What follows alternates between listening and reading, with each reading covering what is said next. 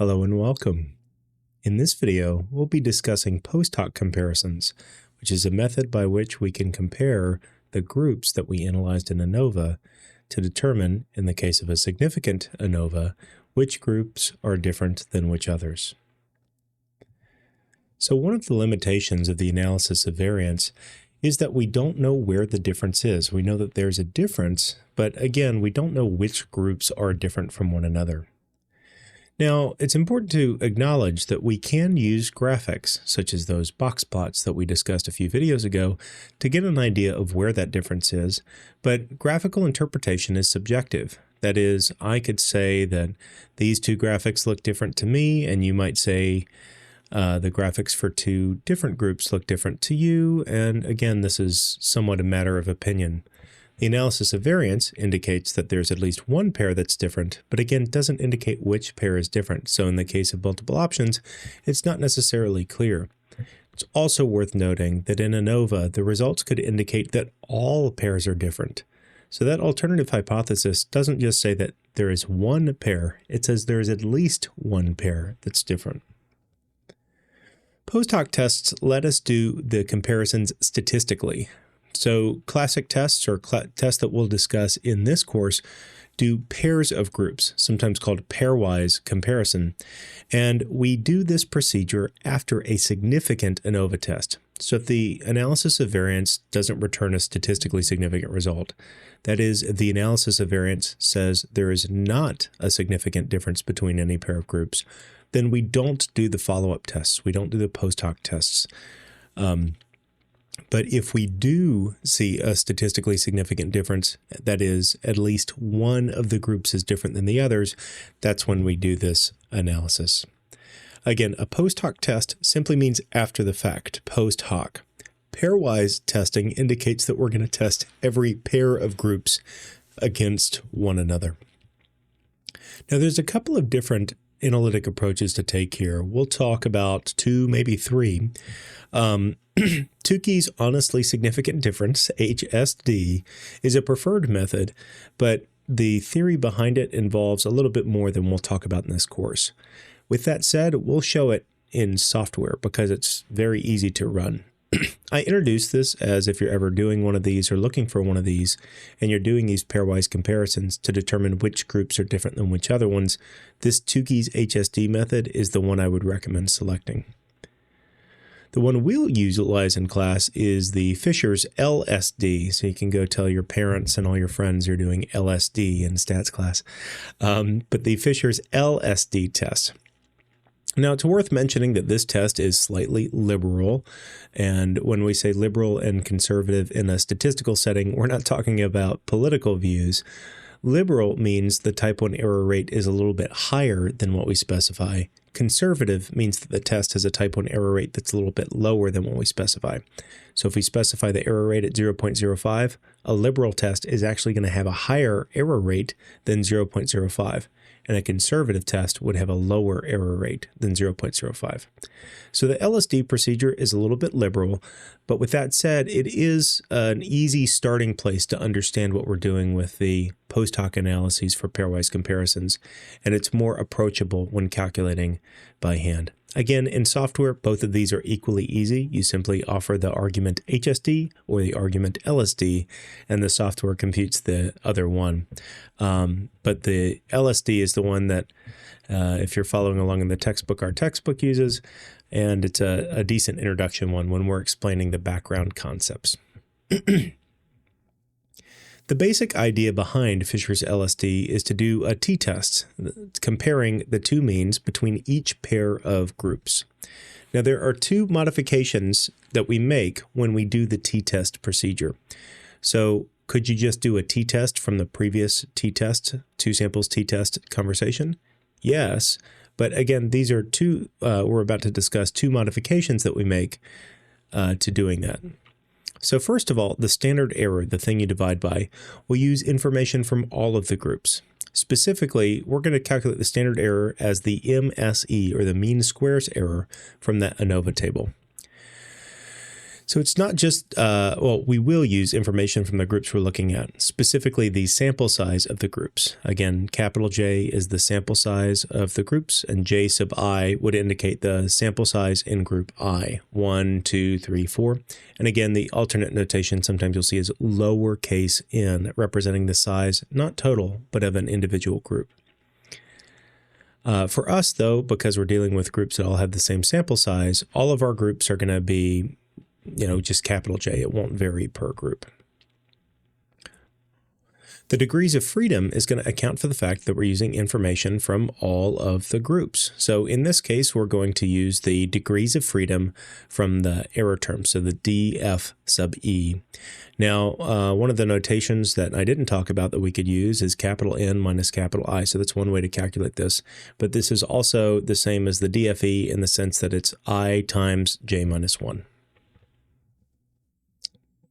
So when we do this, there's two approaches we can take even within this after these calculations. One is to compare each doing its own test, again replacing the standard error with the MSE and the degrees of freedom with the DFE.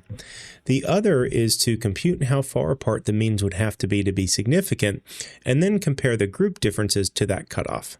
So essentially what we do is we do a formula to calculate how different do groups have to be significantly different, and then we compare each of the group differences to that cutoff.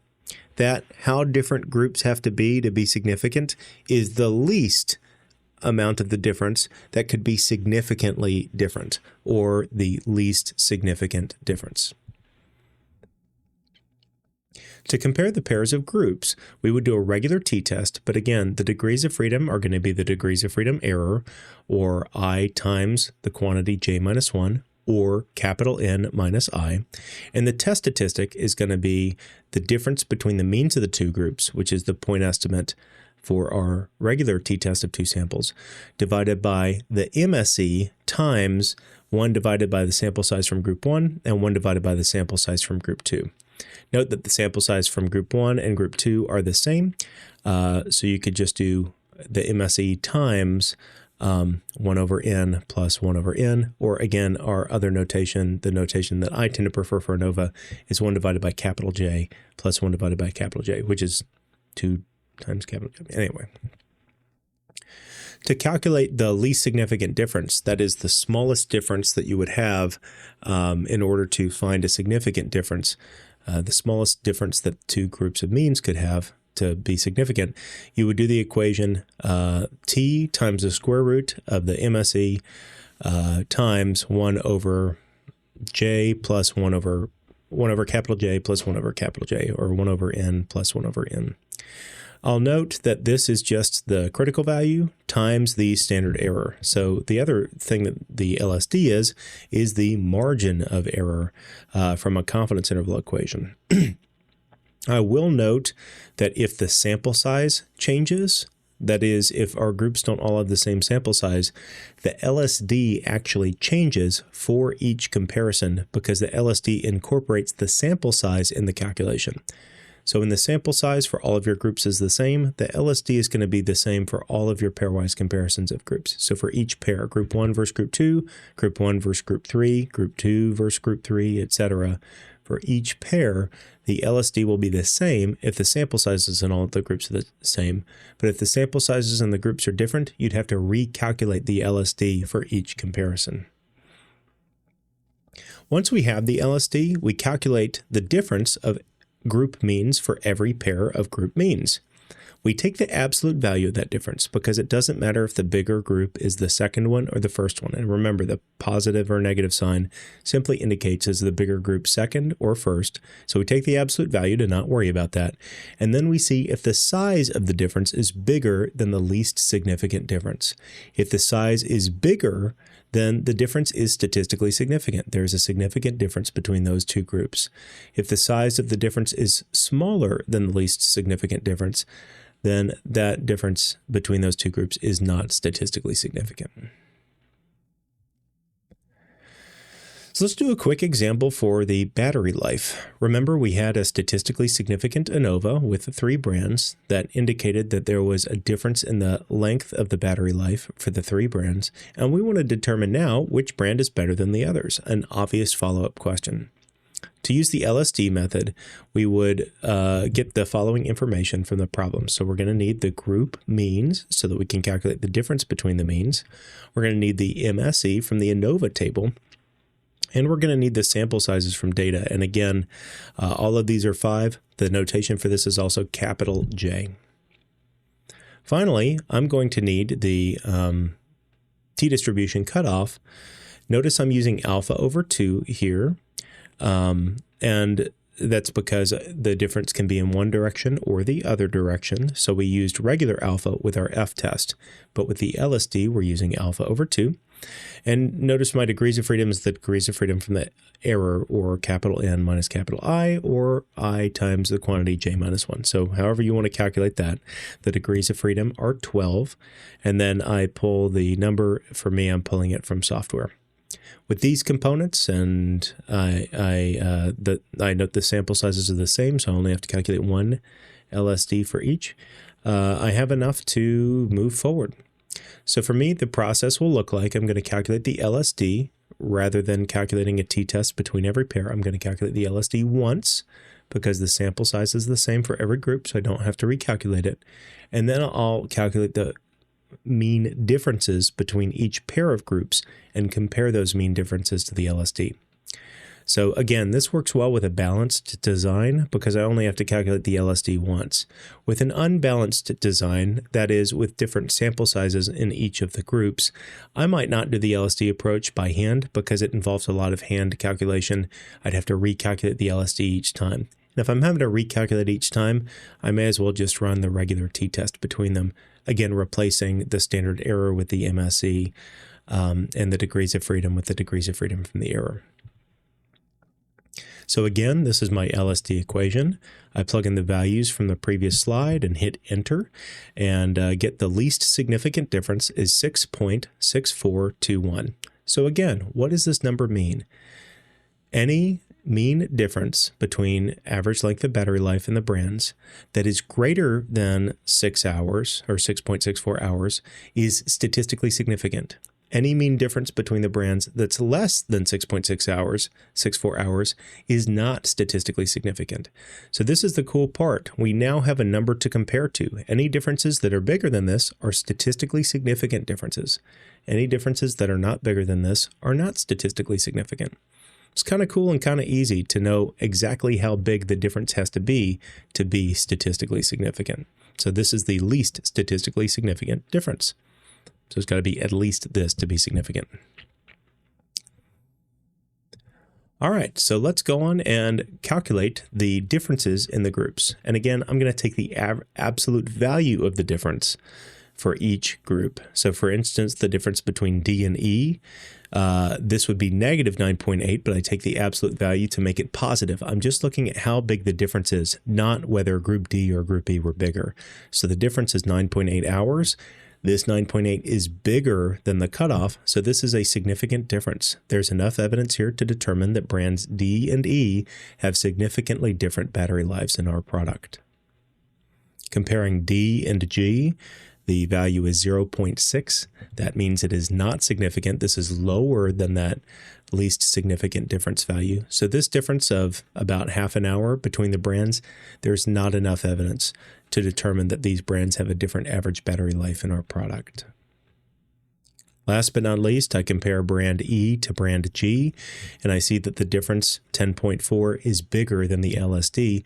This indicates that there is a significant difference between brand E, or is enough evidence to determine that there's a difference between brand E and brand G in the average battery life. And again, as we kind of beat a dead horse on in the previous lecture set, we're not talking right now about whether or not the samples were different. Our conclusions are regarding the population, so all of the batteries from these companies, not just the 5 or 6 we looked at. And this is it. We found each of the differences. Now, in a typical stats course, we might end there. We might say, okay, well, these are these are the differences. These are the ones that are significant, and you might check your box and move on.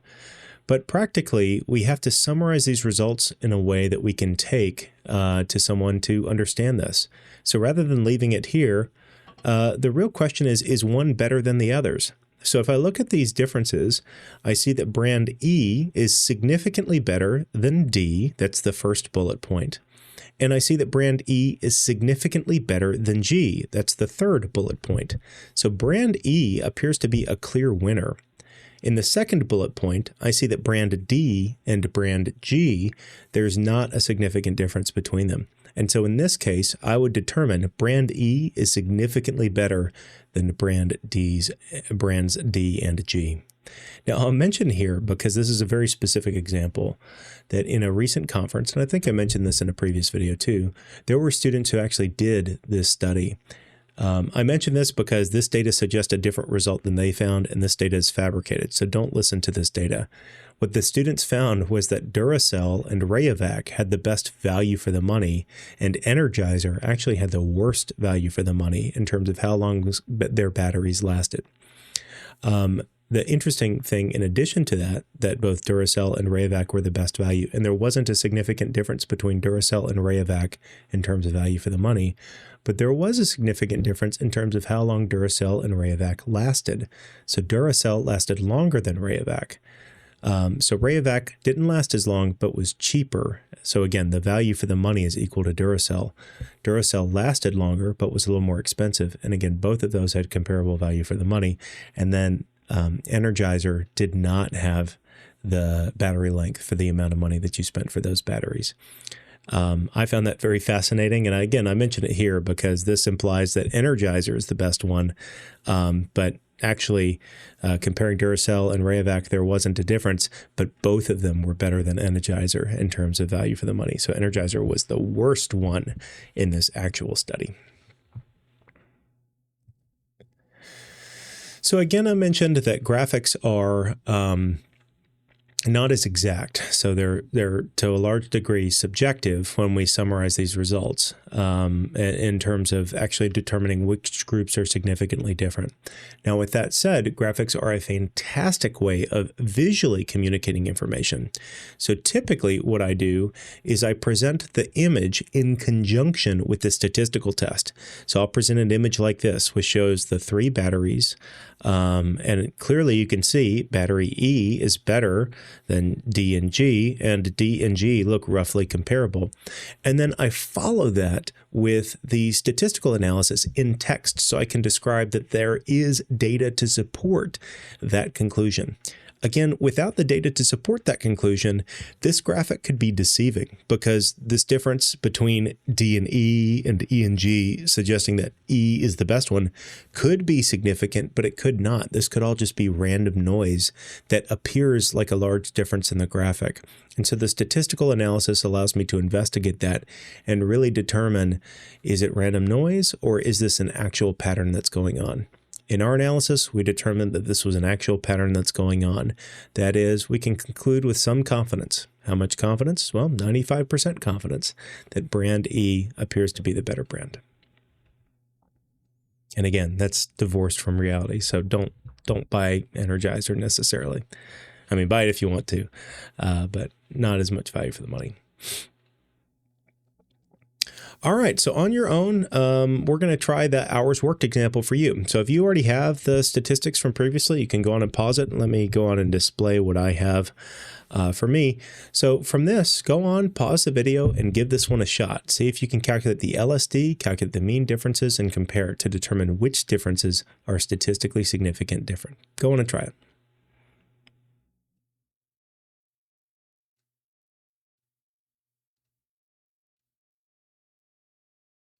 All right, coming back, let's see how you did. So I find the LSD when I plug in the numbers and hit enter to be 4.7503. This is my work. Looking at the differences between the groups, the difference between Florence and Huntsville I find to be 13.5. The difference between Florence and Birmingham I find to be 12.6, and the difference between Huntsville and Birmingham I find to be 0.9. So the first two are bigger than the LSD. Those are both significant differences, and the last one is not significant. That is, there's not enough evidence to determine that the average hours worked by the employees in Huntsville is different than the average hours worked in a week by the employees in Birmingham. But there is enough evidence to conclude that the average hours worked per week in Florence is better than both Huntsville and Birmingham. And of course it is, because I got to make the data. So again, Florence statistically significantly better than the others, and there's not enough evidence to determine a difference between Huntsville and Birmingham. Huntsville and Birmingham are not significantly different from one another. All right, so we mentioned the Tukey's approach, and then we did some examples with the Fisher's approach. There's a third correction called the Bonferroni correction, which is somewhat famous, and I actually quite like the Bonferroni correction. We'll talk about why in a minute. So the LSD, the likelihood of making an error is bigger than alpha. Again, we call this a liberal test. So the actual error rate you can calculate if you want to. K is the number of tests that we run, and this 1 minus 1 minus alpha to the K is the probability of doing the tests. And actually, if you are curious, if I have 5 groups, how many tests am I going to do? That equation there on the right, I times I minus 1 over 2, that's how many tests you would do. So if I had 5 groups, I would do 5 times 5 minus 1, 4, 5 times 4, which is 20, divided by 2. I would do 20 over 2, 10. I would do 10 tests if I had 5 groups and I did all the pairwise comparisons. So I would take that, I'd plug in 10 for K, I'd plug in my alpha level, and I would calculate that would be my actual error rate to have an error on at least one of the type 1 error on at least one of the tests. So one correction you can make, the Tukey's HSD is a correction technique. The Fisher's LSD does not correct for this increased error rate, but Bonferroni is a second correction. So again, Tukey's HSD corrects for this, but too complicated for class. Fisher's LSD doesn't correct for this. That is, there is an increased error rate. We mentioned it's a liberal test. And the Bonferroni correction, this one that we're talking about now, is another correction that we can make. So what we do is essentially we kind of run that LSD method, but we directly change the level of significance that you have to reach in order to be considered statistically significant. So we manipulate the alpha level. The calculation here as to how we manipulate that is pretty simple. We take our alpha level that we want for the whole problem, and then we divide that by the number of tests that we plan to run. So for instance, if I had an alpha of 0.05 and was running 5 tests, I would take 0.05 divided by 5. I get 0.01, and 0.01 is the alpha I use for each of those 5 tests. This correction keeps the likelihood of making that type 1 error on any test at that original alpha level. So it does a correction. I will say this is a bit conservative. So that is, this has a slightly lower error rate than that type 1 error rate. Well, it sounds like it would be a good thing in all cases. Sometimes if that error rate gets too low, you lose out on other things. That is, I might not find a difference when I really should have found it. And so that's the concern here. But it is nice to know that this test exists, or this correction exists. And one of the reasons that I like it so much is because you're adjusting the alpha level. You can really do this with any test. So if I'm running a bunch of random tests and I'm interpreting p-values, I just compare p to alpha over k rather than comparing to alpha. It's a really straightforward, easy, simple test to do, and I can do it in my head on the fly, and I can do it with any method that gives me a p-value or that I have to calculate a critical value for, anything that uses alpha. So this is a really, really fantastic and flexible method, which is why I like it. Why don't I use it all the time? Why do I recommend Tukey's HSD for the pairwise comparisons? Because this one is a bit conservative, and Tukey's HSD is not. It's kind of the happy medium between. All right, well, Now that we've talked about post hoc comparisons, we can actually discuss writing up an ANOVA. So when you're doing an ANOVA write-up, you'll discuss not just the analysis, but you'll also discuss the post hoc comparisons. We call these one-way ANOVAs because they involve one independent variable. Epic foreshadowing for what we'll cover in the next video. But again, we're going to discuss the ANOVA, the analysis of variance, and then also discuss the post hoc comparisons. I'll mention too that depending on the journal, sometimes when you run an ANOVA, you'll provide the ANOVA table as part of the tables in your report. And I say in a journal, don't expect most of you to write in an academic journal, but this is true in a report for your boss or colleague as well. So those are, I don't want to say often to include, it really just kind of depends on the format, but those are not uncommon to include. It's, I would say maybe equally likely that you'll be asked to include it or asked not to include it. So it's good to know. I'm not going to show that here, but that is a thing I want you to know, that you may be asked to include it. All right, so let's look at this. A one-way ANOVA was conducted, and this is for y'all's example, for the different locations. You'll note that I'm reporting the mean, standard deviation, and sample size of each of the groups, and I'm doing this all right after the group to report the information concisely. I'm stating that this is a one-way ANOVA, one independent variable, and I'm also stating my dependent variable, that we're assuming that they worked the same average hours per week. Providing my alpha level, and then I can see or state that there was enough evidence to determine that at least one of the cities was different, and I provide the results for my ANOVA. Note that for the F distribution, because it has 2 degrees of freedom, I list both of them, and that the order is important. The first degrees of freedom is, creatively enough, listed first, and the second degrees of freedom is listed second. So this will be F, 2 for the first degrees of freedom, 15 for the second degrees of freedom, and then the test statistic was 22.94. Again, in APA, I round out to 2 decimal places and the p-value down to 3. Again, we mentioned this in previous lecture videos, but when the p-value is smaller than when the p-value is rounded to 0, instead of rounding it to 0, we write less than the smallest number that our decimals go out to. So the smallest number that 3 decimal places go out to is 0.001, and that's what I use for my p-values, and then p is less than that. Now, after a significant ANOVA, again, if this wasn't significant, we'd just leave it there. No significant, not enough evidence to determine a significant difference in the average hours per week between the cities. But because this was significant, we do that post hoc comparison follow-up. In our example, we used the Fisher's LSD. So which determined which groups were significantly different. Employees in Florence worked longer than those in Huntsville. You'll see the p-values are being reported.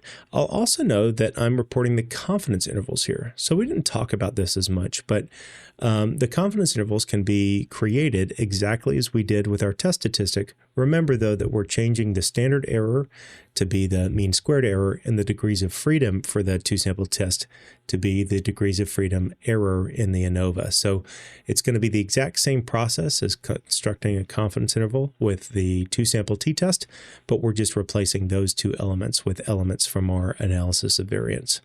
Also, software gives you these, and they're really, really straightforward to find. But the nice part about this is, again, you can see the reasonable range. How much better was Florence than Huntsville? Somewhere between 8 hours and 18 hours on average. That's good to know. That's a meaningful amount. We call it statistically significant when it's statistically significant. We call it practically significant when the size of the effect on the scale that we're interested in actually means something in a pragmatic context. So this is also practically significant. 8 to 18 hours a week. Yeah, that's a lot more. Birmingham also 8.5 to almost 17 hours per week. Yeah, that's a fair amount more too. So, and Huntsville and Birmingham weren't significantly different from one another. So this is our APA write-up. Again, we incorporate both components. We incorporate the ANOVA, and then if significant, we do the post hoc testing. But note again, that second paragraph, I wouldn't write up if the tests weren't significant. If there's not any evidence that the groups are different, I'm not going to go study which groups are different from one another. I only do that if the groups are significantly different from one another. All right, team. Well, in this video, we discussed how to and when to implement post-hoc comparisons for an analysis of variance, including how to do the Fisher's LSD, a brief discussion of Tukey's HSD and that it's the superior method when available, as well as a brief discussion of the Bonferroni correction, which is useful and very flexible, though a bit conservative. We closed with an APA write-up. Thanks for sticking with me through this video, and I will look forward to catching you in the next one.